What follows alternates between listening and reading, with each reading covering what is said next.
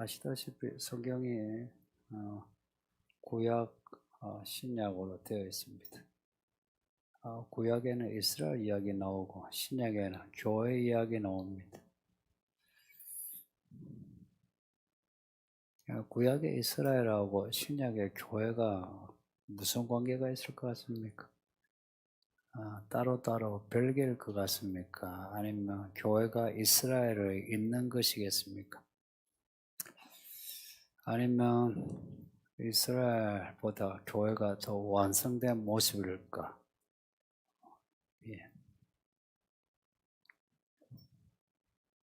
예, 3번 맞추셨습니다. 근데 의외로 이제 답은 맞추는데 실제 생각에 교회와 이스라엘을 별개로 생각하거나 아니면 교회를 단지 이스라엘의 연속선에서만 보는 그런 사람들이 많습니다. 특히 학자들 중에도 그렇고요. 만일 별개라면 구약의 이스라엘을 알 필요가 없습니다. 구약은 없어도 돼요. 신약만 있어도 돼요. 그런데 성경에 구약 성경이 있지 않습니까? 또 연속선에 있다면 그냥 교회가 이스라엘을 잇는 거라면 이스라엘이 우리 교회의 큰 집이 됩니다. 천주교가 교회에 대해서 늘 하는 말이 우리가 당신들의 큰 집이라고. 그러니까 이스라엘도 그럴 거예요. 그 유대교가 기독교회의 뿌리가 돼가지고 우리가 큰 집이다. 우리에게 숙여라. 그러죠. 실제 교회 중에 이스라엘에게 숙이는 교회가 많습니다. 그 이스라엘의 절기, 문화 그거 그대로 가져와가지고 교회에서도 지키는 사람. 그래서 설교도 히브리어 성경 본문 가지고 설교해요. 또 성도들이 또 듣기에 얼마나 목사님이 똑똑해 보이겠습니까? 제가 여기 히브리 성경을 해놓고 히브리어로 쓰면은 좀 제가 달라져 보이지 않을까요? 그죠? 제가 그냥 뭐 한글만 하니까 제가 아무것도 모르는 것 같죠? 예. 말도 교회가 그냥 이스라엘을 그렇게 있는 거라면 예수님이 이제 예수님의 말씀, 예수님이 하신 일이 뭐예요? 그냥 이럴 것 같으면은 그냥 예수님을 믿을 게 아니고 지금도 여호와하고 여호와의 절기하고 여호와의 율법 지키는 거지 예수님의 복음 필요가 없죠. 예수님의 복음 그죠? 근데 우리가 예수님의 복음 이러고 뭐 예수를 믿으면 새 사람이 되었다 이러죠. 새롭게 되었다. 옛것은 가고 새 것이 왔다. 언약도 옛 언약, 새 언약 그러죠. 옛 언약을 이은 게 새 언약일 수는 없죠, 그죠? 옛 언약은 그냥 옛 언약이지. 새 언약이라는 거는 옛 것이 사라졌을 때 새 언약이라 그러죠. 또 예수님이 죽으시면서 하신 말씀이 다 이루었다 하시는데 뭘 다 이루셨을까? 구약의 이스라엘하고 그의 연속선에 있으면 뭐 이룰 게 아니죠. 그냥 어떻게 한번 연결점을 잘 잡아서 있는 게 중요하죠. 그런데 예수님이 죽으시면서 그 하신 말씀은 뭔가 의미심장하죠. 다 이루었다. 요한계시록에도 7째 나팔을 앞두고 다 이루었다 하고 나중에 7째 나팔 끝날 때도 다 이루었다, 다 됐다 그래요. 뭔가 완성이에요. 이제 답을 다시 이제 반복해서 말씀드리면 구약의 이스라엘은 그림자고요. 신약의 교회는 실체예요. 이스라엘의 완성이 교회예요. 사실 교회가 조금 허술해 보이잖아요. 구약의 이스라엘 혹은 지금 유대인들 보면 되게 똑똑하고 알차 보이죠. 그래서 이스라엘이 훨씬 교회보다 커 보이지만, 근데 실상은 이스라엘의 완성이 교회다. 제가 그 구체적인 내용은 몰라도, 자, 이거는, 그냥 마음속에 두셨으면 합니다. 본문에 나오는 여자, 구약의 이스라엘 민족만 말한 게 아니고, 신약의 교회도 포함한다. 그리고 포함한다 할 때 여기는 참, 진짜 이스라엘, 참 교회입니다. 참. 아브라함이 낳았다 해서 다 아브라함의 후사 아니고, 야곱이 낳았다 해서 야곱의 후사 아니고, 보면 이 혈통도 하나님의 택함이 있어요. 그 택함이 하나님의 참됨의 표시입니다. 하나님이 택하시야 그게 참돼요. 나중에 그 우리 가운데 참된 믿음을 가진 사람 하나님 앞에 서죠. 뚜껑 열고 나면은 뭐가 이제 밝혀지느냐? 하나님이 우리를 택하신 게 밝혀져요. 우리가 우리의 믿음이 좋아 하나님을 믿는 것 같죠. 이게 아닌 거예요. 하나님 우리를 택하심으로 우리의 믿음이 이제 그 택함에서 이 양분이 생명의 양분이 우리에게 와서 참된 믿음으로 살 수 있는 거예요. 이제 믿기는 저나 여러분이 하나님이 우리를 택하셨다. 이건 이제 믿는 것이고요. 그리고 우리가 스스로 하나님을 떠나지 않으면 우리는 끝까지 하나님 안에 살고 결국은 예수님을 본다. 이 믿음을 가집니다. 성도님들 여기에 같은 믿음을 가집시다. 그 믿음의 분량이 다르고 또 성격도 다르고 또 믿음의 이야기도 각자 다르지만 방향이 같으면 됩니다. 방향이. 제가 요즘 방향을 자주 이야기하죠. 방향이 같으면 먼저 간 분이나 뒤에 있는 분이나 사실은 괜찮아요. 근데 방향이 다른데 다른 방향으로 가면서 막 열심히 하면 그게 마음 아파요. 그 방향으로 가는 것은 하나님을 떠나는 길이에요. 이 방향을 어떻게 잡노 하는 게 이게 말씀입니다. 이런 점에서 저나 여러분은 말씀에 대해서 진지하고 정직할 필요가 있어요. 나 말씀을 다 안다. 내가 말한 게 하나님 뜻이다. 곤란해요. 제가 설교하잖아요. 한 번씩은 제가 설교하는 내용에 정말 하나님의 뜻일까 하는 부분이 있어요. 바울이 이제 편지를 쓴 걸 보면 어떤 말씀에 대해서는 이거는 성령의 하나님의 음성이 아니라 내 생각이라고 하는 부분이 있어요. 바울도 그렇게 이야기하거든요. 근데 그런 생각을 이야기하면서도 그래도 이거는 성령이 주신 말씀이라고 여긴다 이렇게 또 나와요. 저는 그 정도는 아닌 것 같아요. 때로는 이제 제 생각을 이야기하는데 혹시 제 생각하고 하나님의 이 분명한 말씀하고 이게 안 맞을까? 상당히 조심스러워요. 그래서 가능하면 사사로운 이야기는 안 하려고 하는데 또 그러면 여러분 또 재미는 없고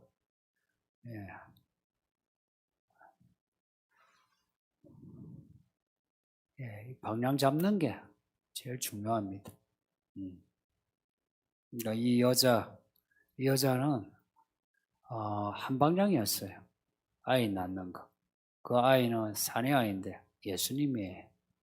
이스라엘 전 역사는 예수님을 낳는 데 있습니다. 족보 마태복음 족보 이야기 1장에 보면 두 명의 그 족보인데 그 이야기가 전부 예수님을 낳는 이야기예요. 이 본문에 나오는 이 여자가 잉태하고 해산한 그 아이는 예수님이에요. 그러니까 이 여자가 약해 보이지만 약하지 않은 거예요.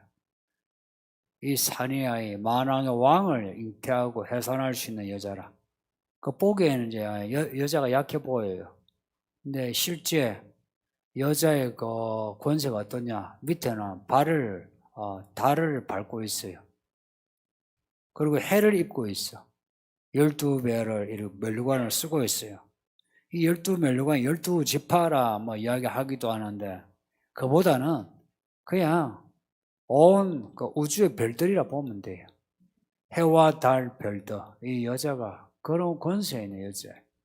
그러니까 하나님이 그런 권세를 주셨다 이야기입니다. 이스라엘에게 그리고 교회에게. 이 교회가 약간 좀 허술해 보이잖아요.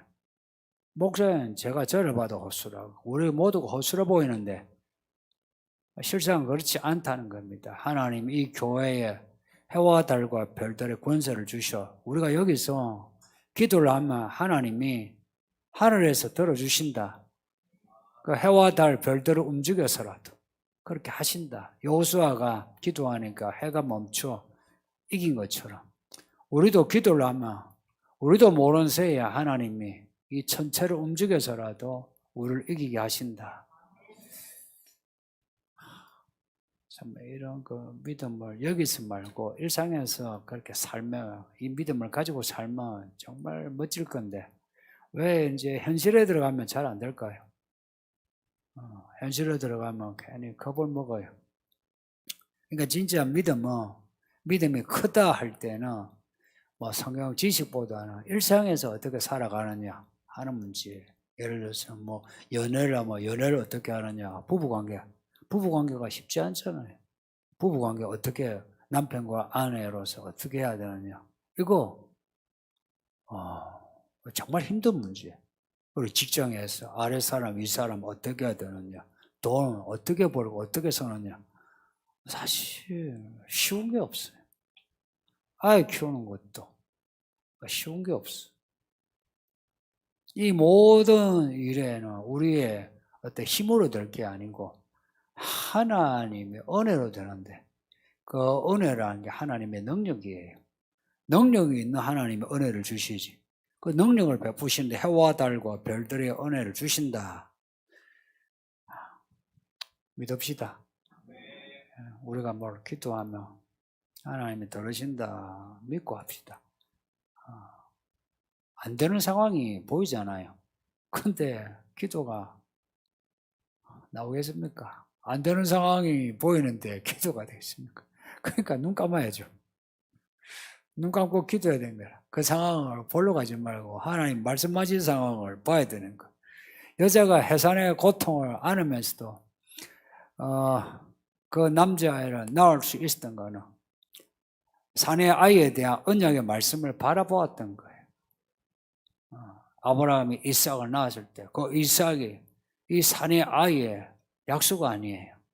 그 산의 아이를 바라보았던 거라. 그걸 견뎌내니까 그 앞에 붉은 용이 아무리 방해를 해도 산의 아이를 낳을 수 있습니다. 그 낳고 보니까 이 아이가 만왕의 왕이라 철장으로 이 막대기로 권세를 누리는 그런 왕이라. 이 왕이 하늘로 올라가요. 왜 하늘로 올라가실까? 예수님이 죽으시고 부활하시 하늘로 올라가셨죠. 바로 그 이야기예요. 하늘로 올라가야지. 하늘로 올라가신 예수님이 어떤 모습일까? 만왕의 왕이시죠. 그런데 어린 양이시죠. 어린 양이시죠. 만왕의 왕이시죠. 근데 여기 이 땅에는 여자가 이 땅에 남아있어요. 또 갑자기 여자의 후손이, 여자의 자손이 또 나타나. 거기에 성도들이, 여자는 교회요, 남은 자손은 성도들이야. 이들이 이 땅에 남아있어. 철장에 왕은 올라가 있고 남아있어. 이 여자가 어찌 될 것 같아요? 또 위기에 처해 있어요. 그런데 하나님이 이 여자를 위해 보호하시고 지켜주신다. 보호하시고 지켜주실 뿐만 아니라 뒤에 보면 양육하신다. 양육을 해서 어떻게 하시나? 양육을 해서 이러한 그 여자의 남은 자손도 그 막대기로 다스리는 그 사내아이 남자 예수님처럼 그 성도들도 이기는 자 만들어주시는 거라. 이게 지금 이 시간들이에요. 하나님이 이 시간 우리를 이렇게 요한계시록 읽게 하고 일상을 살면서 믿음으로 살도록 고민하게 하시잖아요. 고민 많이 하시죠. 고민을 하니까 서로 짜증이 나고 싸우고 하는 거죠. 그러면서 또다시 고민하니까 또 화해되죠. 이 과정을 잘 이겨내야 돼. 이 과정을 해내면 우리가 굳은 살이 이제 바뀌듯이 바뀌고 또 근육도 생기게 되고 그렇게 해야 이길 수 있어요. 왜냐, 우리를 대적하는 이 붉은 용은 보통 존재가 아니에요. 그 뒤에 구절에 보면 큰 용이 내쫓기니 옛뱀 마귀라고도 하고 사탄행이라고도 하며 온 천하를 깨는 자라. 옛뱀 아시죠? 에덴 동산의 그 뱀. 하와를, 아담을 꿰어서 선악과를 먹게 했던 정말 지혜로운 뱀이에요. 그 뱀이 이제는 용이 되었어요. 붉은 용이 되었어요. 아시죠? 고대에는 붉은색이 황제, 왕을 의미하는 것. 이 붉은 용은 왕을 자칭하는 존재예요. 그래서 머리가 7이요, 뿔이 10이라. 나는 왕이다. 그래요. 그래서 이 붉은 용을 쫓아다니는 쫄개들은 귀신들도 지가 왕이다. 그래요. 귀신 들린 사람. 여러분 속에 여러분의 여러분이 믿음으로 안 살 때 여러분의 자아가 무슨 소리 하는지 알죠? 내가 내 주인이다 그러죠. 나는 나다 그러죠. 교회 다니면서도 나는 나인데 왜 나한테 이래라 저래라 하는 거죠. 부부 사이에도 나는 나인데 왜 나한테 뭐 하라고 하나 하지 말라고 하나 그러죠. 붉은 용은 항상 나는 나다 하고 자기의 자의식으로 가득해요.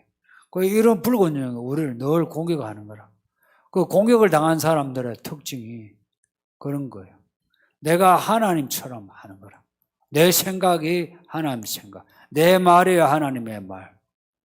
교회 일꾼들은 조심해야 돼요. 저 같은 이제 목사, 장로, 집사, 교사, 목자들 말씀 전하면서 우리가 실수하잖아요. 실수에 대해서 인정해야 되고 혹은 모르는 것에 대해서 모르는 거 인정해야 되고. 근데 우리들은 그냥 있죠. 내가 가진 이 권위로 나는 나다 그러잖아요. 그래서 여기 새신자들, 아이들은 오히려 죄에서 조금 그래도 위험이 덜하죠. 근데 교회에 오래 묵은 사람들이 죄와 가깝죠. 그래서 붉은 용이 항상 그런 사람을 건드려요. 그 사람 마음을 건드려요. 야, 높은 데 올라가 봐. 야, 다 가지고 싶지? 그래. 높은 데 올라가면 와, 높은 데 올라가기 좋죠. 예. 아파트에 높은 데 사시는 분 어때요? 낮은 데보다 높은 데가 좋지 않대요? 낮은 데가 좋아요? 높은 데가 좋아요? 낮은 데가 좋아요? 집이? 예. 몇 층에 사시노? 야, 내가 4층까지 지금 살고 있는데 내가 언제 7층 가노? 그 엘리베이터 있죠? 예. 나 걸어서 올라가야 되는데 높은 데 가면 좋아요. 또 많이 가지면 좋아요. 다 그래요. 그래서 붉은 용은 항상 그걸로 우리를 꿰려고 해요. 꿰었죠? 꿰고 난 뒤에 뭐 하는지 아세요? 고발해요. 그래서 마귀는 꿰는 자요 한편 고발하는 자입니다. 걸려들죠? 걸려들면 고발해요. 그래서 꿰면 안 들어가야 고발을 안 당해. 꿰임을 안 받으려면 어찌해야 되나? 약속의 말씀 봐야 돼요. 약속의 말씀. 여자에게 약속의 말씀은 아이를 낳는다. 산의 아이. 왕을 낳는다. 이게 약속이에요. 근데 우리에게 주신 약속은 뭘까요? 그 왕이 오신다는 약속이에요. 진짜 오세요.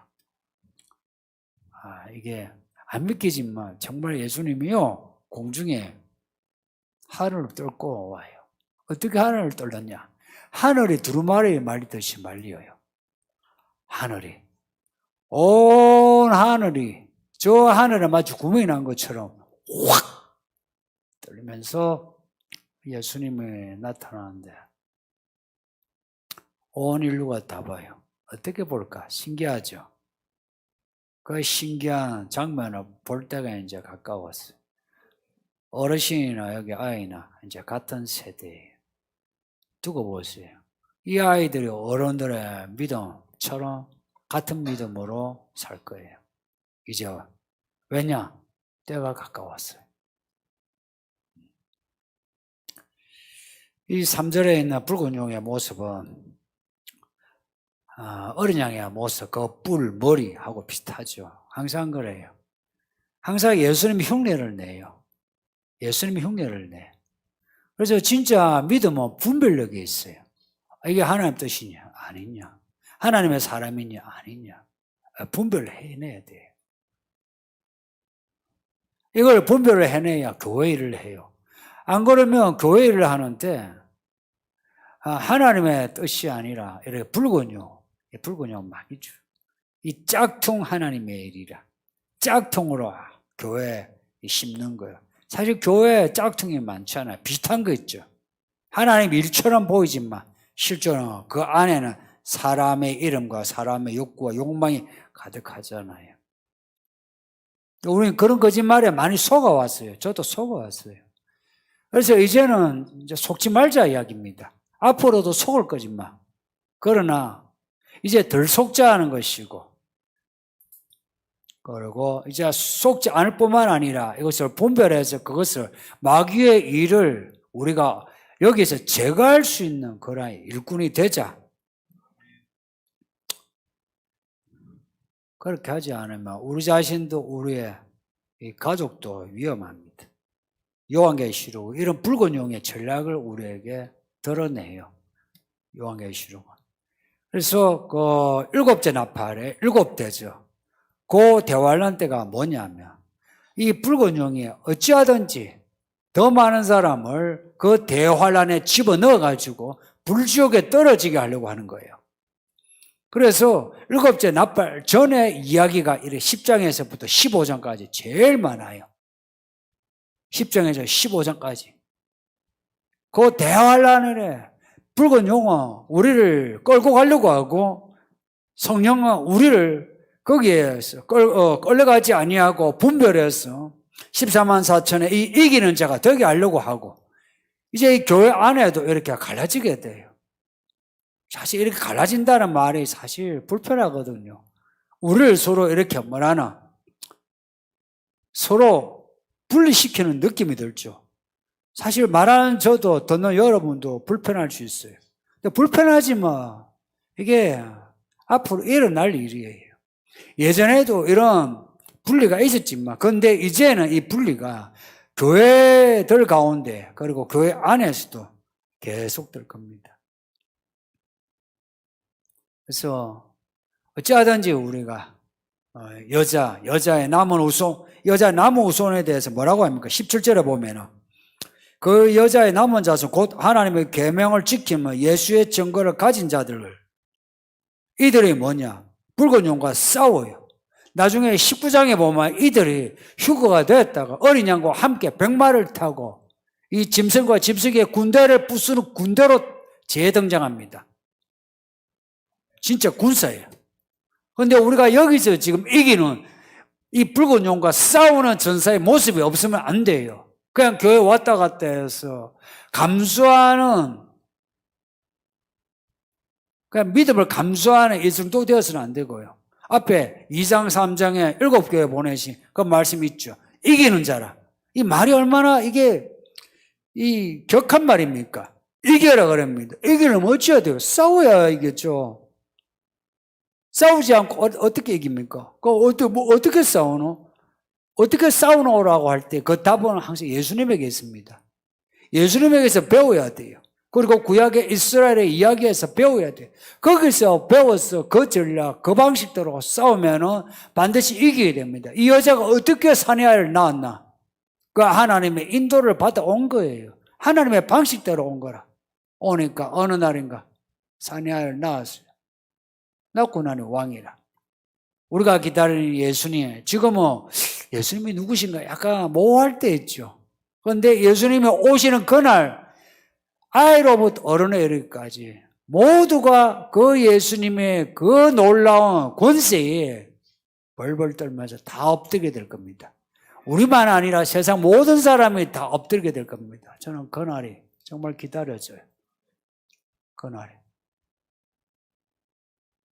이거는 제가요. 이건 제 생각이 아니라 오랫동안 하나님이 주신 말씀이에요. 살았을 때 예수님 봅니다. 그래서 이 아이들, 어르신들 다 같은 세대예요. 10년이 금방이에요. 20년도 금방이고. 그래서 인생살이야. 세상 것은 별거 없어요. 저 이 나이 되면, 남자 이 나이면 욕과 욕망의 피크 이르거든요.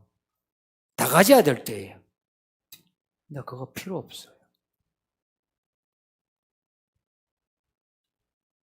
그러고 보면 저는 목회하면서 제가 구원받았어요. 제가 목회를 안 했으면 어찌 됐을까? 그래서 저는 목회로 제가 인생에 살았어요.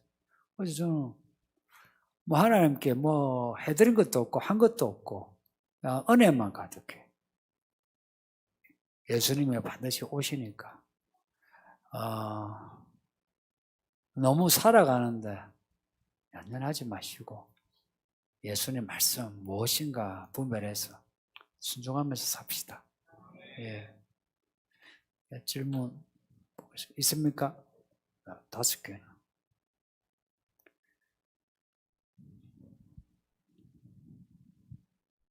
여자를 마리아로 한정할 수 없고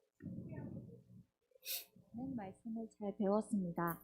궁금한 점은 그러면 여자가 아들을 낳은 것은 예수님께서 아기로 오신 이미 일어난 사건을 보여주심인가요? 미래에 중첩되는 또 다른 사건이 있는 건가요? 예를 들어 여자가 광야로 도망한 이야기는 헤롯을 피해 열국에 피하신 예수님 이야기가 생각이 났는데 이러한 미래의 사건이 교회에게 있는 건가요? 네, 질문 잘하셨어요. 성경을 전체 생각해서 질문하시는데 본문의 여자는 마리아라 단정하면 안 되고요. 그냥 이스라엘로. 근데 마리아가 예수님을 낳고 애굽으로 피신했죠. 이제 그런 이야기가 이 여자의 이야기 속에 들어가 있어요. 이 여자가 마리아가 아니고 이 여자의 이야기에 이스라엘 이야기에 마리아 이야기가 들어가 있어요. 야곱이 애굽에 피신해 갔잖아요. 먹을 것 때문에. 그것 또한 그 이야기예요. 그리고 가나안 땅에 왔죠. 왔다가 바벨론에 피신했죠. 바벨론에 이제 포로로 갔잖아요. 알고 보면 하나님이 저쪽에 피신시킨 거예요. 가나안 땅이 하도 악해서 보낸 거예요. 그 이야기. 그리고 마리아가 애굽에 피신한 거. 요 이야기는 다 하나님이 보호하시는 이야기의 중첩입니다. 예, 중첩이란 말 잘 썼어요. 예, 이러한 그 사건이 미래에 우리 교회에 주는 예언이기도 하냐. 예, 교회도 똑같은 일을 겪어요. 붉은 용이 여자가 낳을 그 아이를 삼키려고 한 것처럼 붉은 용이 지금 교회를 주목하고 교회의 성도들을 지금 삼키려고 해요. 여기 새신자들 계시잖아요. 우리 새신자들 교회가 낳은 자녀들이에요. 갈라디아서에 교회는 우리 성도들의 어머니예요. 교회가 사람을 낳아요. 이 교회가 사람을 이렇게 낳을 때 붉은 용에 이 새신자들을 거듭나고 믿음으로 사는 거 붉은 용이 가만 안 둬요. 새신자들을 건드려요. 이 가운데에 우리가 이 노벨 빌딩에 이사와 여기 새로운 분들 있잖아요. 여러분들 그 수평으로 오셨어요.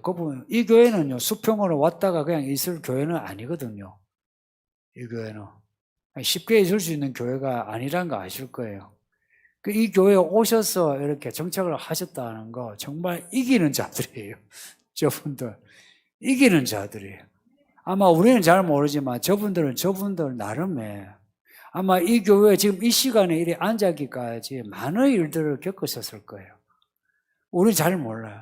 근데 이분들은 그 이야기를 견뎌낸 사람들이에요. 사실은 고마워요. 하나님의 은혜가 참 충만한 분들은. 그리고 뭐 여기만 이 교회 개척하고 여러분이 여기 오셨잖아.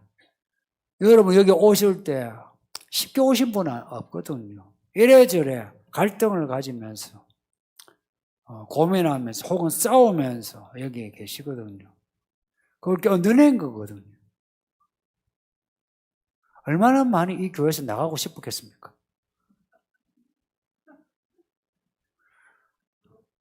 얼마나 많이. 왜냐하면 사실은 우리가 약간 여의상 그래 이 교회 내가 일꾼되어야지 하는데 근데 우리가 믿음으로 살려고 할 때 그리고 교회 여자 속에 있을 때 불균형이 가만 안 둬요. 그래서 여기 계신 분들 우리가 몰라서 그렇지 다들 우여곡절을 겪고 여기 계신 거라. 근데 지금까지는 이것이 산만하게 당신들 개별적으로 겪었어요. 당신들 개별적으로. 근데 이제 일어날 일은 개별적이지 않고 정말로 정치적으로, 경제적으로, 혹은 군사적으로, 사회적으로 이제는 교회가 박해를 받을 때가 온다는 이야기예요. 그렇게 전체적인 어떤 박해가 올 때, 그럴 때 다 겁을 먹거든요. 겁내지 마요. 우리나라는 참 좋은 첫 경험이 있는데, 일제 때 시사참배예요. 일제 때 그 시사참배가 우리에게 참 수치면서도 반면교사예요. 그때 대부분이 다 신사참배했어요. 왜 참배했나? 교회를 지키기 위해서. 자기 믿음을 지키기 위해서. 그래서 신사참배했어요. 왜냐? 신사참배를 하면은 예배를 드려도 되고, 사유재산 보장이 되고, 개별적인 모임이, 소모임도 허락이 되고, 그래요. 근데, 신사참배를 안 하면은 예배 안 되죠. 사유재산 빼앗아가죠. 개별적인 소모임이 안 돼요. 그 사람들은 이제 요주임을 돼가지고 못 만나요. 그때 좋은 경험이 있었어요. 그때 대부분의 목사들과 성도들이 다 신사참배했어요. 그리고 해방되고 난 뒤에 입 닦아버렸어. 회개도 없이. 그 후손들이 바로 우리들입니다. 지금 한국교회예요. 그래서 한국교회는 예의상, 이벤트상 회개는 하지 실제 가슴 찢으면서 회개하는 거는 별로 없어요. 근데 이제 시대가 많이 바뀔 거예요. 이 세계, 이 팬데믹 같은 이런 일들이 일어나면 세계는 자연스레 하나의 경제체제, 하나의 정치체제, 이 한 블록으로 될 수밖에 없어요. 그렇게 되면은 이제 어떤 그 신념, 이데올로기, 법, 문화, 이게 한 방향으로 흘러가게 돼요. 지금 한 방향으로 흘러가잖아요. 종교만 해도 기독교만 지금 왜 따로 있어요? 나머지는 이미 통합이 되어 가고 있어요. 이슬람, 천주교. 이슬람하고 천주교는 아주 가까운 친척이에요. 그리고 사입이 이러는 종교들은요, 그들은 눈치를 봤다가 어디 붙어요. 근데 교회는 말씀이 있잖아요. 이 말씀이 있으니까 아무 데도 안 붙어. 말씀을 주장해요. 예를 들어서 이거는 너무 가시화된 거라 그러는데 동성애 이야기 하잖아요. 동성애에 대해서 타협이 없잖아요. 뿐만 아니라 정치적인 이 이슈 아젠다에 대해서도 교회는요 조금 달랐어요 지금까지. 그리고 달라요. 그래서 교회가 타겟이 돼요. 타겟이 되면 이런 팬데믹이 몇 번 일어나 봐요. 사람들이 얼마나 폭력적인 사람이 되는지 압니까? 교회 제사 빼앗아가고 교회를 불살라도 괜찮다예요. 이미 중국에서는 그런 모습이 많았지 않습니까? 북한은 이미 일어났을 거예요. 이 사회도 그렇게 일어나요. 그리고 어떤 정부가 일어나든 지금 이 정부만 아니라 그럼 반대쪽의 정부가 그런 정권을 잡으면 어떻게 될 것 같습니까? 언론과 정부가 교회를 위할 것 같습니까? 이 정부의 반대쪽에 있는 언론들을 기사를 잘 보세요. 교회를 찍을 때는 얼마나 잘 찍는지 사회비를 찍을 때는 안 찍어요. 교회 찍을 때는요 그냥 단체로 있죠. 그냥 안 찍어요. 희생양으로 삼아요. 그러니까 이 사회가 그렇게 되어가요. 이럴 때 교회가 온 사회로부터 어려움을 당할 때 우리가 이 믿음을 지킬 수 있느냐? 사실 이게 관건입니다. 저도 자신할 수 없어요. 저도 겁이 많아가지고 할 수 있을지.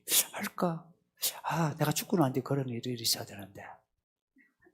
내가 살았을 때 생기면 안 되는데, 내가 좀 편하게 살다가 조금 죽고 난 뒤에 막 세상에 지옥이 되는 그 다음은 문제고, 내가 살았을 때 아니라.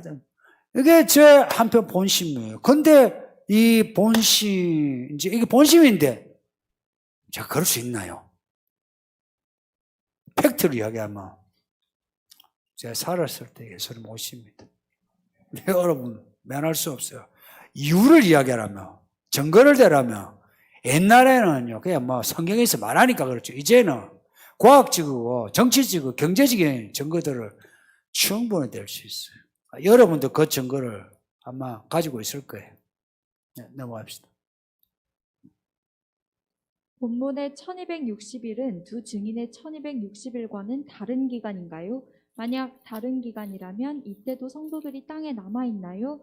용이 남은 자손과 싸우는 내용이나 12장 1절에서 14장 13절의 내용을 보면 아직 이 땅에 성도가 남아있는 것처럼 보이는 부분도 있고 14장에 14만 4천도 있는데 궁금합니다. 11장에 보지 11장 2절에 42달 동안에 성전이 짓밟혀요. 42달. 누가 짓밟겠어요? 짐승이 짓밟아요. 짐승이. 13장 5절에 보면 짐승이 과장되고 신성모독을 말하는 입을 받고 42달 일할 권세를 받아요. 누구에게? 하나님 그걸 허락해요. 그리고 붉은 용이 권세를 줘요. 짐승에게 권세를 줘요. 그러면 짐승이 권세를 받아요. 이 짐승은 사람이에요. 두 정인이 개별적인 두 개인인 것처럼 이 짐승은 사람이에요. 짐승이 영을 가진 사람이에요. 짐승은 영을 가진, 말하자면 저 그리스도예요. 그야말로 예수를 뺏다 박은 사람이에요. 사람 좋아요. 말 잘해요. 평화와 정의를 이야기해요. 근데 교회에 대해서는 반교회주의자예요. 짐승이에요. 이 짐승이 용에게 권세를 받아요. 마귀가 권세를 줘요. 아버지 하나님이 아들 예수님에게 권세를 주시죠. 똑같이 붉은 용이 이 짐승을 아들로 삼아 권세를 줘요. 그래서 42달 권세를 받아요. 이게 42달 성전을 짓밟아요. 그런데 3절에 보면은 두 정인이 증거를 해요. 1260일을 증거해요. 1260일이나 42달이나 3년 반이나 같은 거예요. 한때, 두때, 반때, 한, 두, 반 합치면 3년 반이에요. 다 같은 기간이에요. 사람들은 두 정인이 내 42달, 짐승의 42달이니까 쉽게 생각한 거예요. 앞에 요셉의 꿈을 보면 앞에 풍년이 있고 뒤에 흉년이 있으니까 앞에 두 정인이 때 막 복음이 일어나고 교회가 부흥하는 3년 반 두 정인이 때 있고 끝나고 난 뒤에 이제 짐승이 교회를 박해하는 환란의 때 3년 반이 있구나 이렇게 쉽게 생각한 겁니다. 근데 내용을 보면 그렇지가 않아요. 두 정인의 3년 반과 짐승의 3년 반은 겹쳐져요. 겹쳐지는 게 맞아요. 왜냐하니까 짐승이 온 세계 체제를 한 블록으로 해서 교회에 대해서 반교회주의로 교회 성도를 박해할 때에 그때 두 정인이 일어나는데 일어나가지고 두 정인이 하늘 일이 밉상이에요. 온 세계를 재앙으로 만들어. 두 정인을 괴롭히면 죽어요. 여러분 생각해 보세요. 제가 이렇게 길을 가는데 여러분이 저보고 못생겼다 그래. 유진아 나보고 못생겼다 해봐. 이 연극이야. 내가 갔는데 우리 아빠보다 키 작고 못생겼다 해봐. 하지마. 내가 우리 유진이를 시험 들게 했어. 못생겼다 했어요. 저 기분 나빠요. 기분 나빠서 이 아이들에 대해서 제가 화가 나서 하나님이 이 아이들을 처리하소서 했는데 이 아이들이 죽었어요. 이해됩니까? 그 뒤에 이제 권사님이 이야기를 들었어요. 그러면은 권사님이 이상호 목사에 대해서 어떻게 생각할 것 같습니까? 와, 능력이 있네 할 것 같습니까? 아니면 잔인하네 할 것 같습니까? 잔인. 두 정인에 대한 평가가 그래요. 두 정인이 하는 일이 재앙을 내리는 일이에요. 그리고 교회에 대해서 교회가 어떻게 믿음을 지켜야 되는지 교회에 포커스가 되어 있는 두 정인이에요. 그리고 세상에 대해서 대환란이 온다. 그런 거 있죠. 좋은 말 안 해요. 이 세상에 경제가, 그리고 또 기후가 좋아져가지고 온 세계에 이제 낙원이 옵니다. 여러분 안심하세요. 이런 소리 하는 게 아니고 망한다 망한다 그런 거예요. 요나가 니느웨 성에서 망한다 망한다 망한다 망해라 한 거예요. 그 똑같이 두 정이 하는 말이 망해라 망한다 이거예요. 근데 그 기간 동안에 짐승이 이 세계에 대해서 유토피아를 심어주고 사람들에게 평화를 심어주면 어떻게 할 것 같습니까? 그래서 이때 이제 사람들이 갈라지게 돼요. 알곡과 가라지로 갈라지게 돼요. 대부분의 사람들이 이 교회 안에서요, 성경을 덮어놓고 인문학적인 인권과 자유, 평등, 정의를 이야기하는 사람은 전부 그 짐승의 편을 쓰게 돼요. 교회 안에 이 사람들이 교회 누룩이요, 교회 뱀이에요. 그래서 이 교회 안에서 두 정의를 따르는 사람들은 항상 소수가 돼요. 이 교회도 지금 이렇게 앉아있죠.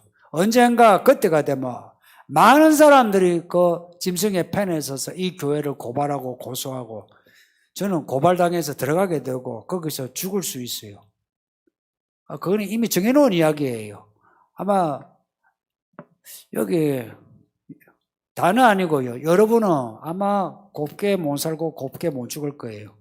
아마 어렵게 살고 어렵게 죽을 거예요. 적어도 목사인 저는 그게 정해진 숙명이에요. 운명이에요. 여러분 중에도 아마 그럴걸요. 그러니까 지금부터 준비를 잘해야 돼요.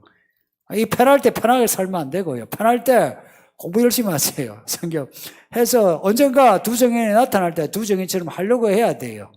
그래서 지금 하루 솔직히 말해서 지금 내가 내 아내에게, 내 남편에게, 내 자식에게, 내 돈에 대해서, 내 시간에 대해서 온전하지 못한 사람이 정인으로 살 수 있겠습니까? 정인으로 살려면 소금과 빛이 되어야 되고 말씀을 온전히 밝혀줘야 되는데 어떻게 그때 정인이 되겠습니까? 지금 성질 부리면서 어떻게 되겠습니까? 지금 겨울하고 나타하고 지금 내 생각으로 살면서 그때 어떻게 정인이 되겠습니까? 안 돼요. 그래서 지금 짐승의 때와 두 정인의 때는 겹쳐집니다. 잘 보면요. 여러분이 10장에서부터 15장까지 계속 읽어보세요. 그리고 15장 이제 7대접 나오는데 실제로는 16장부터 7대접이 시작돼요. 7대접의 시작이에요. 희한하게요. 7대접이 시작될 때는 시간이 없어요. 말하자면요. 42달 1260이란 건요. 7대접 전의 시간이에요.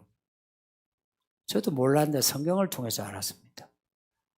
그런 거 있잖아요. 후 3년반, 전 3년반 이런 식으로 쉽게 생각을 했었죠. 옛날에. 그게 아니고 짐승의 때와 두정인의 때가 겹쳐져요.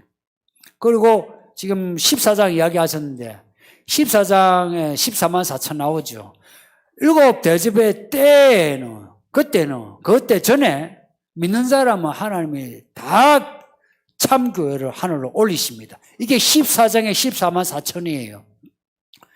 그리고 그 전에 짐승의 때에 거의 대부분 다 있습니다.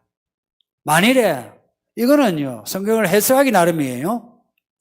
확실한 거는 7대접이 시작하기 전에 하나님이 올리시는 거라 저는 확신해요. 그런데 그 전에 짐승이 등장하기 전에 말하자면 짐승의 체제가 나오기 전에 이거는 그냥 환란이든 대환란이든 환란 전에 하나님이 1차로 휴거를 시킨다면 그러면 이제 그때 이제 휴거된 사람이 있을 수 있겠죠. 그건 저는 잘 모르겠어요. 모르는데 근데 이 42달 1260일 3년 반 이때에는 여러분은 거의 다 있어요. 왜 그런지 아세요? 왜 있어야 되는지 압니까? 왜 있게 하는지 여러분에게 한번 물어볼게요. 여러분이 환란을 겪지 않고 바로 올라갔으면 좋겠습니까? 환란을 중간쯤 겪다가 올라갔으면 좋겠습니까? 예? 안 겪고 올라갔으면 좋겠죠. 그럼 여러분의 자식 이야기합시다. 자식을 키워요. 자식을 키우는데 여러분의 자식이 내가 낳고 키우는데 이 자식이 장성한 모습을 보고 싶습니까? 아니면 어린 모습으로 끝나고 싶습니까? 아버지 하나의 마음이 그 마음이에요. 저는 그 마음을 알았어요. 우리는 어떤 환란을 겪지 않고 그냥 올라가자면 싶은데 솔직히 저와 여러분들, 저도 이렇게 목사가 되고 이렇게 개척하기 전에 나름 겪은 일들이 있어요. 그 일들을 겪지 않았으면 제가 이렇게 개척도 못해요. 여러분도 똑같이 환란을 겪지 않는 여러분의 모습이 어떤 모습인지 압니까? 철부지 모습이에요. 그래서 요 뒤에 여자를 돗빛에서 양육한다 말씀이 나오죠. 양육이란 말을 써요. 말 그대로 아이고 애를 어떻게 양육하노 그 이야기예요. 양육은 먹고 먹이는 것만이 아니라 교육까지 포함해요. 그래서 우리를 키워야 되는 거라. 이기는 자가 되려면 우리가 자라야 돼요. 자라려면 어느 정도의 환란이 필요해요. 대환란이 아니라 어느 정도의 환란이 필요해요. 그 환란을 겪어야 되는 거라.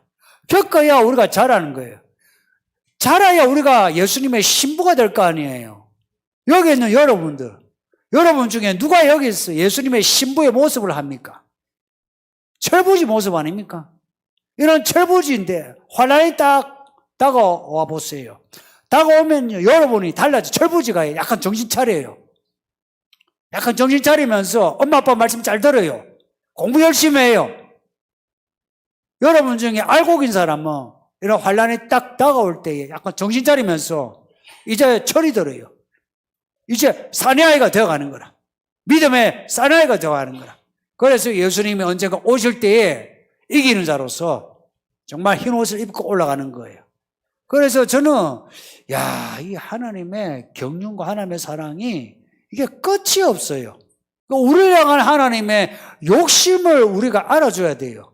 지금의 우리의 모습 생각해 보세요. 지금 우리가 여기 있는 여러분들, 지금 우리가 하늘로 올라가 천국에 올라갈 만한 믿음입니까? 한번 손 들어 보세요. 나 지금이라도 하나님 부르시면 올라갈 것 같다. 이 아이들이 무슨 죄가 있어요? 이 아이들이 앞에서 무슨 기도하는지 압니까? 내 죄를 용서하소서. 알고 지언제 모르고 지언제 내가 약하고 악하오니. 목사가 하는 말 그대로 해요. 이 아이들의 기도나 목사가 하는 말 그대로 해요. 잘하는 거예요. 그렇게 해야만 해요. 별말 할 거 없어요. 성경대로. 그럼 목사가 하는 거 배우는 거예요. 이 아이들 무슨 죄가 있어요? 그런데 이 아이들이 죄를 하나님이 지금 다루고 있어요. 아세요? 이 아이들이 죄를 다루고 있어요. 그래서 이 아이들은 내 죄를 용서하소서 하는 말이 그냥 하는 말이 아니에요. 그건 진심이에요. 이 죄를 다루고 싶은 거라. 다루어야 되는 거라. 어떻게 다루냐? 환란을 통해서 다루시려는 거라. 이 환란의 때는 정말 믿음 있는 사람은 가지고 있는 거, 가지고 누릴 수 있는 권리를 거의 다 빼앗길 겁니다. 이런 날이 언제인지는 몰라도 그리고 멀지 않다 생각이 들어요. 예. 그리고 일곱째 나팔의 때에 일곱 대접에 성도가 남아 있느냐? 저는 남아 있을 수 있다고 봐요. 그 사람들은 어떻게 되느냐? 죽어야만 천국 가요. 그때는 죽지 않고는 순교하지 않고는 답이 없어요. 그전에는 그렇죠. 순교한 사람도 있을 거고 사로잡힐 자 사로잡히고 그냥 살아서 올라갈 자 올라가는데, 근데 일곱 대접 이때도 믿음을 끝까지 지킨 사람 있을 수는 있어요. 근데 아마 거의 없을걸요. 있다고 하는 증거 본문은 있어요. 있는데 거의 힘들걸요. 그래서 일곱 교회 주신 그 말씀 잘 보세요. 그 벌을 줄 때는 너를 환난의 때에 너를 던져버리라. 벌이에요. 상은 뭐냐? 환난을 면하게 하리라. 그만큼 이 일곱 대접의 때가 정말 무서워요. 저는 이게 상상이 돼요. 여러분들 일곱 대접, 일곱째 나팔에 들어가지 맙시다. 그래서 복 있는 사람은 그날을 안 보고 죽는 사람은 복 있는 거예요. 예. 또 있나? 목사님, 7머리에 10뿔이 있으면 어떤 머리에는 2개씩 뿔이 있는 건가요? 한 머리에 10개씩 뿔이 있는 건가요?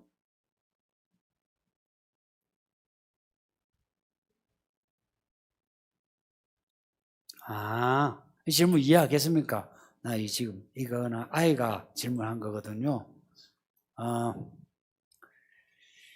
이게 무슨 말인지 압니까? 머리가 7인데 왜 뿔이 10개냐? 그러면은 어떤 머리에는 2개, 하나, 그게 아니고, 이거 그림을 어떻게 그려야 되나? 머리가 7개가 있어요. 7개 머리가 이렇게 징글징글하죠. 근데 뿔이 한 군데 10개가 이렇게 나와 있다는 이야기예요. 17머리에 뿔이 하나씩 나 있는 게 아니고 머리는 7머리로 있고 뿔이 10개가 나 있다는 이야기예요. 예. 이해가 되십니까? 이 질문 이해돼요? 이걸 묻는 거예요. 정말 질문 잘했어요. 혹시 이 아이죠? 여러분, 이제 우리 교회 학교 아이는 이름 안 써도 돼요. 교회 학교인데요. 앞에 붙여줄래요? 왜냐하면 우리 아이들이 질문이 똑똑한 질문이 있어. 제가 아이인지 모르고요. 제가 답을 해요. 근데 아이가 질문할 때 아이에 맞는 답을 또 해줘야 되거든요. 질문자를 제가 포커스로 해서 답을 해야 되는데 아이가 질문할 때 아이에 맞춰 제가 답을 해야 되는데 아이인데 어떨 때는 말이 너무 이렇게 어른스러워요. 그러면 제가 한마디 이제 예를 들어서 에이 그것도 몰라요 하면은 애가 상처받아요. 그래서 질문에 우리 교회학교 아이들은 이거 청소년까지 포함해서요. 교회 학교입니다라고 해주세요. 그러면 제가 답을 하는데 제가 여러분에게 맞춰서 답을 할 거예요. 네, 넘어갑시다. 잠깐만요. 내립시다.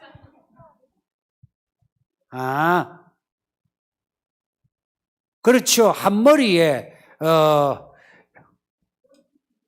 예. 또 이 그림은 제가 정확하게 들을게요. 짐승이에요? 짐승이에요? 왜 하나가 있는데, 요 뿔이 10개 나와 있어요. 여기서 10개 나와 있어요. 짐승이에요? 근데 여기서 머리가, 길쭉한 머리가 7개가 나와 있는 거예요. 그러고 보면은 그냥 머리로 따지면 하나, 둘, 셋, 넷, 다섯, 여섯, 일곱, 여덟, 8개죠. 근데 여기에 뿔이 10개 있고 7머리가 나와 있다 이 말입니다. 예. 이해가 되십니까?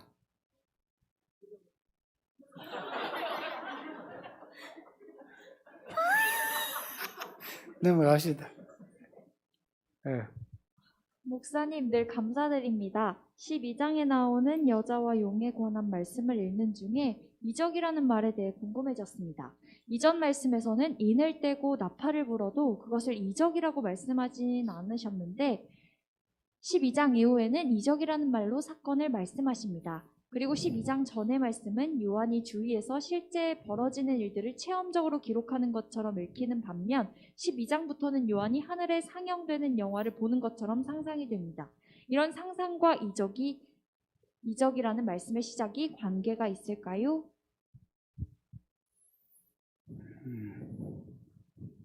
이적은 하나님이 앞에서 펼쳐주는 그림이에요. 이게 12장에서 여기에 두 번 이렇게 이적이 나오는데 이 이적이라 단어가 복음서에서 나오거든요. 이적을 행하시더라 할 때 이 이적이란 말은 특별한 메시지를 가지고 표시 혹은 증거가 되는 사건, 이제 이렇게 정의할 수 있어요. 예수님이 행하신 일들, 예를 들어서 오병이어 하면 그냥 사람을 먹인 걸로만 여겨지죠. 아니라 자신의 살과 피를 온 사람들에게 주는 이야기에 그게 예표가 되는 이적이에요. 그러니까 요 본문의 요 이야기는 환상은 그냥 이 본 것을 그대로 적은 거고요. 이적은 요 이야기가 특별한 메시지를 가지고 있다라고 지금 전제를 하고 기록하고 있는 겁니다. 그래서 우리들 하여금 요 내용에서 뭔가 표시를 읽어내야 돼요. 뭔가 증거를 볼 수 있어야 돼요. 요 내용에서 아이를 뵌 여자, 아이를 낳은 여자, 붉은 용이 여자를 쫓아가는 거, 그리고 여자가 어디 도피처에 있고 양육받는 거, 요 이적은 사실은 일종의 환상이죠, 그죠? 환상인데, 그냥 환상은 그 자체로 있죠. 그것을 기록함으로 되는 거예요. 그런데 이적은 요 내용에서 인류 전체의 이야기들이 있죠. 요 안에서 다 표시가 되고 증거가 되는 이제 요 사건에서 우리는 무궁무진한 이야기를 끄집어내야 될 그게 있어요. 그래서 이 이적이라는 말을 쓴 게 사실은 이 12장에서 특별한 이야기예요. 12장, 13장의 요 내용이 성경 요한계시록 딱 중간에 있어요. 이거는 뭐 보시면 딱 중간에 있어요. 그리고 요 중간에 있는 요 이야기가 두 정인 때와 짐승의 때에 딱 걸쳐져 있어요. 그래서 요 때에 지금 우리가 그 시대에 지금 진입해 가고 있거든요. 이때 우리에게 필요한 건 하나님의 이적이 우리에게 이 본문의 사건만이 아니라 앞으로 하나님의 이적이 교회 안에서 많이 나타날 거예요. 기적하고 이적하고 뭐가 다른지 아시죠? 기적은 그냥 희한한 일, 기적은 그야말로 미라클이에요. 근데 이적은 그 일이 희한한 일이든 아니면 일상의 일이든 그 일이 뭔가 표시가 되고 증거가 되는 일이다 하는 겁니다. 요 여자와 붉은 용의 이야기는 구약의 역사죠. 구약의 역사, 실제적인 증거죠. 이것이 교회 지금 우리 앞에 일어날 일에 뭐가 됩니까? 표시가 되고 증거가 되죠. 그래서 이걸 이적이라는 거예요. 오병이어 그 사건 끝난 게 아니에요. 예수님이 그래서 하신 말씀이 야 먹을 거 없어서 나 쫓아왔냐? 그래요. 나에게 이제 떡 없다 그래요. 그러면서 뭐하냐? 너희가 줄 떡은 내 살밖에 없다. 그러니까 그 오병이어의 실제적인 의미는 가난한 사람 내가 너희들에게 먹여줬다 이게 아니고 내 죽음으로 너희를 살린다는 그게 원래의 의미였어요. 그것처럼 요 이야기에는 앞으로 우리에게 일어날 일이 있죠. 일에 대한 증거가 되고 표시가 되는 가잖아요. 가다가 이정표를 보지 않습니까? 보고서 대전으로 가는 길은 저쪽이구나. 알고 가잖아요. 이 이야기가 그 사건이 된다는 이야기입니다. 그러니까 이 이야기가 우리에게 시사하는 바가 아주 큰 거예요. 그래서 요 뒤에 본문을 계속 보면서 제가 할 이야기가 많습니다. 넘어갑시다. 요한계시록 말씀 잘 설명해 주셔서 감사합니다. 오늘 본문 5절에서 그 아이가 하나님 앞과 그 보좌 앞으로 올라가더라 라고 되어 있는데 이 구절이 예수님께서 죽으시고 부활하신 것을 이야기하시는 건지요? 그렇다면 3절에 큰 붉은 용이 나오는 이야기도 이미 일어난 과거의 이야기로도 볼 수 있는지 궁금하여 질문드립니다. 과거의 일이 그림자가 되어 다시 장차 일어날 일을 이야기한다고 볼 수 있을지요? 아니면 과거의 이야기를 말하는데 초점이 있는 것인지요? 네, 과거 이야기가 앞으로 일어날 일에 사인이 됩니다. 과거에 일어날 일이 지금 일어날 일에 사인이 됩니다. 창세기 1장에서 50장의 이야기가 인류 전체 이야기의 사인이라고 해요. 성경은 온갖 사인으로 가득합니다. 예수님이 죽으시고 올라가신 것, 그 이야기가 이 아이가 철장으로 다스린 자로 하늘로 올라가는 그 이야기입니다. 근데 죽음과 부활을 이게 기록하지 않고 철장을 다스리는 그 아이가 하늘로 올라가더라 한 것은 여기에 담겨진 의미는 예수님이 죽으시고 부활하시고 올라가신 이야기 그 이상의 의미를 담고 있어서 그렇습니다. 그 이상의 의미를. 그러니까 여자가 이스라엘만 이야기하는 게 아니라 교회까지 포함하는 것처럼 이 남자아이가 하늘로 올라가는 이야기가 예수님의 부활 그 이상의 이야기를 담고 있어서 그렇습니다. 우리까지도 포함해요. 여자가 갑자기 뒤에 보면 여자가 낳은 남은 자손이 나와요. 여자의 남은 자손이 나와요. 그 자손이 14만 4천. 그들이 알고 보면 왕노릇 하죠. 그죠? 그들이 왕노릇 해요. 우리가 왕노릇 해요. 그 철장을 다스리는 그 사내아이가 예수님이자 또 누굽니까? 바로 우리들이에요. 우리가 곧 철장으로 다스리는 사내 아이의 그러한 그 예표가 돼요. 이 이야기는, 이 질문한 그대로 예, 맞습니다. 이렇게 답을 하시면 돼요. 그래서 성경을 읽으시면서 왜 성경을 읽어야 되느냐? 과거의 그 일이 우리의 일과 지금 중첩이 돼서 그래요. 중첩이 돼요. 그래서 성경을 읽으면서 하나님 나도 이런 일을 겪게 해주세요 하면 하나님이 그 일을 지금 일으키신다 이야기입니다. 또 있습니까? 예. 말씀을 생각하면서 우리 합심해서 기도합시다.